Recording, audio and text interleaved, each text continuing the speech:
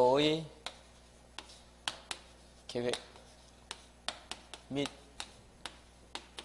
이용에 관한 법률 부동산공법 제1과목 12문제 나옵니다. 여기서 제가 첫 번째 시간에 12문제 6문제 이런 거 안 써드린 게 또 그거 쓰세요. 또 그러면 이제 써주면은 그거 외울 필요 있는 게 아니고요. 그런 것들 쓸 필요 없어요. 들으시면 돼요. 줄여서 국토계획법 이렇게 할 겁니다. 국토계획법 앞으로 토지를 이용할 때 이렇게 미리 계획을 세우고 그 계획에 맞게 합리적으로 효율적으로 이용을 하고요. 또 보전을 할 곳은 보전하라 하는 것이 이제 국토계획법의 취지입니다. 그래서 이 계획에는 국가 계획이라는 것도 하나 있고요. 그리고 하나하나 지방자치가 실시되고 있기 때문에 하나하나의 도시군을 대상으로 해서 그 도시군의 장기 발전 방향을 제시하는 계획이 뭐죠? 도시군 혹시 기억나세요? 기본계획. 그리고 이것에 입각해서 그 도시에 용도지역을 지정한다, 기반시설을 설치한다 하는 계획이 도시군 관리계획. 이 도시군은 특별시, 광역시, 특별자치시, 특별자치도, 그리고 얘는 이제 광역자치단체로서 도하고 동급인데 도는 너무 넓기 때문에 도를 대상으로 해서 도시군 계획을 세우는 게 아니고 도 밑에 있는 시, 군을 대상으로 해서 도시군 계획을 세운다 그랬죠. 그래서 얘네들은 줄여서 우리가 시도 이렇게 말하고, 시도 하면 시하고 도, 특별시, 광역시, 도를 말하는 거고, 시, 군, 구가 있는데 이 밑에 구 하는 게 있지만 이것은 너무나 좁기 때문에 하나의 대상이 아니고 그냥 시, 군을 대상으로 한다 이렇게 있습니다. 그래서 특별시, 광역시, 얘하고 얘는 같은 급은 아니에요. 자치단체 등급은. 그렇죠? 기초단체, 광역단체 이렇게 돼 있는데, 근데 토지 이용 계획을 세울 때는 뭐 그것이 중요한지 중요하지 않은지 따질 필요 없이 넓은가 좁은가 가지고 따질 수도 있겠죠. 그래서 이제 다만 이제 얘네들은 좀 달리 취급되는 경우가 있고 같이 취급되는 경우가 있고 이제 이럴 수가 있겠죠. 이거 하나를 대상으로 하는 것이 도시군 계획이고, 이것들 둘 이상 또는 이것들 둘 이상을 결합하는 계획이 무슨 계획이죠? 결합하면 광역도시계획. 그래서 광역도시계획은 또 이것도 또 더 세분하면 둘로 나눌 수 있죠. 둘 이상의 시도를 결합하는 광역도시계획 있고, 또 둘 이상의 시군을 결합하는 광역도시계획 있죠. 이것은 이제 광역계획권이 같은 도에 관할 구역이 있다 이렇게 달리 표현을 나중에 할 거고요. 지금 쉽게 그냥 둘 이상의 시군 이렇게 해도 되겠습니다. 근데 이 광역도시계획을 수립하기 위한 광역계획권은 둘 이상의 시도 그랬지 몇 개라는 건 모르죠. 정해져 있는 게 아닙니다. 그리고 시도의 일부만 대상으로 할 수도 있습니다. 그래서 광역계획권을 지정해주는 절차가 필요하다는 거죠. 둘 이상의 시도에 걸쳐서 광역계획권을 지정하는 것은 국토교통부 장관. 둘 이상의 시군에 대해서, 즉 같은 도에 관할 구역에 있는 광역계획권을 지정하는 것은 도지사, 광역계획권 지정권자가 있고. 도시군은 뭐 법에 의해서 그 경계가 딱 정해져 있으니까 카카오맵 딱 하면 점선으로 다 표시되어 있습니다. 이거는 그게 없거든요. 그러니까 누군가가 뭡니까? 경계선을 설정해주는 광역계획권 지정조차가 필요한 거고, 이건 그게 필요 없는 거죠. 그래서 그 계획을 안 받고, 오른쪽 페이지 보면 이제 광역계획권, 광역도시계획은 광역계획권의 그런 장기적인 발전 방향을 제시한다 이런 말을 받고요. 도시군 계획은 특별시, 광역시, 시군을 대상으로 한다. 별별이 있는가 없는가는 그렇게 중요하지 않다고 있습니다. 도시군 기본계획은 장기발전 방향이고, 206페이지. 도시군 관리계획은 기본계획의 그런 방침하에 수립하는 우리 법에서 정하고 있는 이것과 관련된 계획이다. 이것이 뭐죠? 혹시 기억나세요? 뭘 지도해줘요? 제가 여러분들한테? 뭘 지도한다고 하는데? 용, 기, 도. 앞글자 따서 뭐 기계적으로 외우는 것보다 이렇게 하면 여러분들 기억날 수 있어요. 용은 뭐죠? 용도, 토지의 쓰임새를 일정한 용도로 나눠준 용도 지역, 그리고 용도 지구, 용도 구역 하는 게 있고요. 그리고 이거는 뭐죠? 도로와 같은 중요한 기초가 되는 시설, 기반 시설 설치, 정비, 개량에 관한 사항, 그리고 어떤 동네 사업, 무슨 단위? 지구 단위 계획구역 또는 지구 단위 계획 관련된 사항, 그리고 새롭게 도시를 개발하는 신도시를 건설하는 도시개발 사업, 그리고 재건축 같은 도시 정비 사업 하는 게 이제 있죠. 이것이 도시군 관리계획의 내용이다.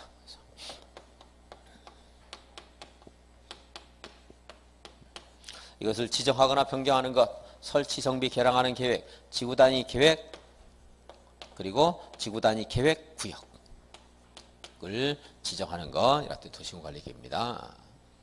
네, 도시개발 사업이나 정비 사업은 그 양이 많기 때문에 도시개발법, 도시 및 주거환경 정비법 따로 떼서 이거 6문제, 이거 6문제 이제 따로 하는 거고 이제.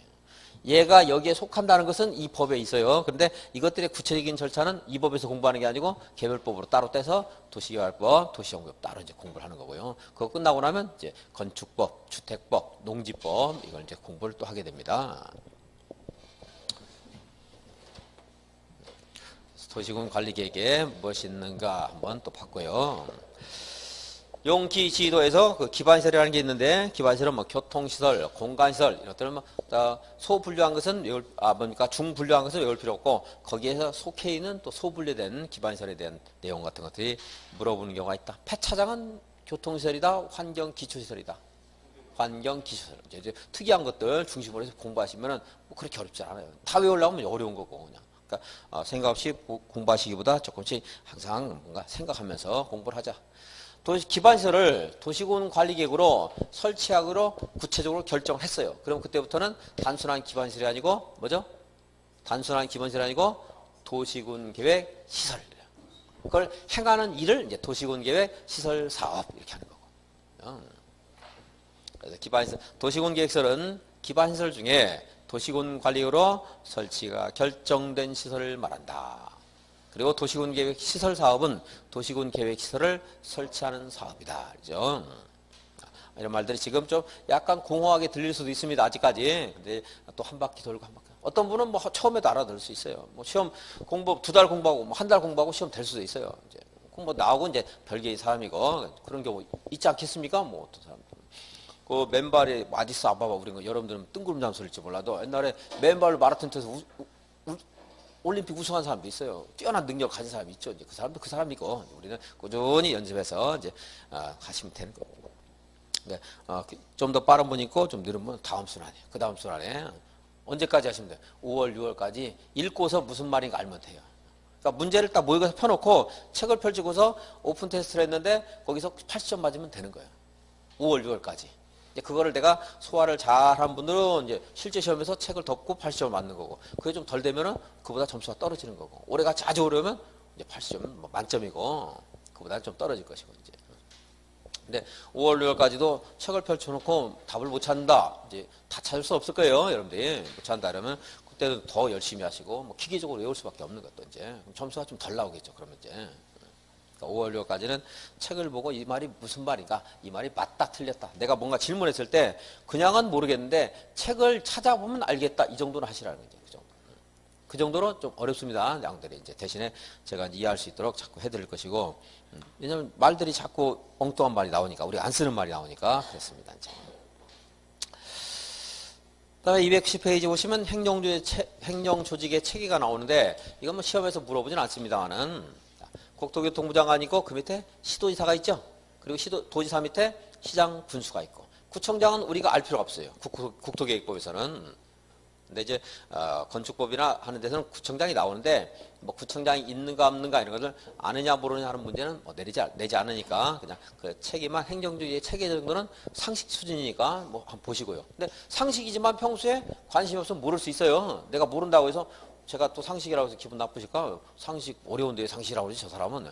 이제 일반적으로는 이제 활동하면 좀 아는데, 또 이쪽에 관심이 없는 일을 하는 사람은 모를 수 있습니다. 그럼 지금 이제 상식을 갖추시면 돼요. 그래서 광역자치단체가 시도가 있고, 그 밑에 이제 기초단체로 시, 군, 구가 있는 겁니다. 그리고 또 이제 몰랐던 말이 하나 있죠. 인구가 50만 이상의 시를 대도시. 저번 주에는 이제 파주시를 그냥 가정했어요. 대도시인 걸로 그냥 가정합시다 이랬는데, 알고 보니까 좀 아니라고 그래요. 50만 안 되니까. 파주시는 대도시가 아닙니다. 50만 안 되니까. 인구가 늘면 이제 대도시가 될 수 있겠죠. 다음에 211페이지 보시면 뭐 공청회 하는 것도 있고요. 뭔가 중요한 그런 행정 절차를 처리할 때는, 행정상 결정할 때는 주민들에게 의견도 묻고, 또 일시에 한 장소에서 많은 사람을 모아놓고 의견을 수렴하는 뭘 해요? 공청회. 거기 전문가도 있어야 됩니다. 공청회 이거. 공고, 고시하는 것은 우리가 무엇인가 중요한 사항을 알릴 때 뭐예요? 공고한다, 고시한다 이런 말 하고요. 뭐 같은 말이라고 생각하셔도 상관없습니다. 열람은 서류를 비춰놓고 우리가 들춰볼 수 있도록 하는 거. 도서관하면 열람실 있죠? 차 열람실. 가서 뭐예요? 잠만 자는 게 아니고 잠도 자지만 책도 좀 열람하죠? 뭐 보는 것을 열람한다. 그럼 돼요. 열람. 이제 협의하는 것은 행정관청끼리 서로 어떤 결정을 내리기 전에 서로 타협을 하는 것을 협의 그러고요. 협의. 행정관청끼리 하는 거예요. 정부기관끼리 할 수도 있고 정부기관과 지자체가 할 수 있고 뭐 지자체끼리도 뭐 하는 경우도 있을 수 있고 근데 행정관청끼리 하는 것이 협의고 자체 내에서 좌뇌와 우뇌가 마지막으로 토론하는 게 뭐예요? 심의. 마지막 항상 제가 좌뇌, 우뇌 말씀드린 것이 최종적으로 하는 게 심의입니다. 뭔가 중요한 결정할 때 심의를 거쳐서 결정을 하고 주민들 의사를 물을 때도 공고 열람을 해야 돼요. 이것에 대해서 의사를 제시하라. 이래야 되겠죠? 그러니까 의견을 물을 때도 공람을 시키고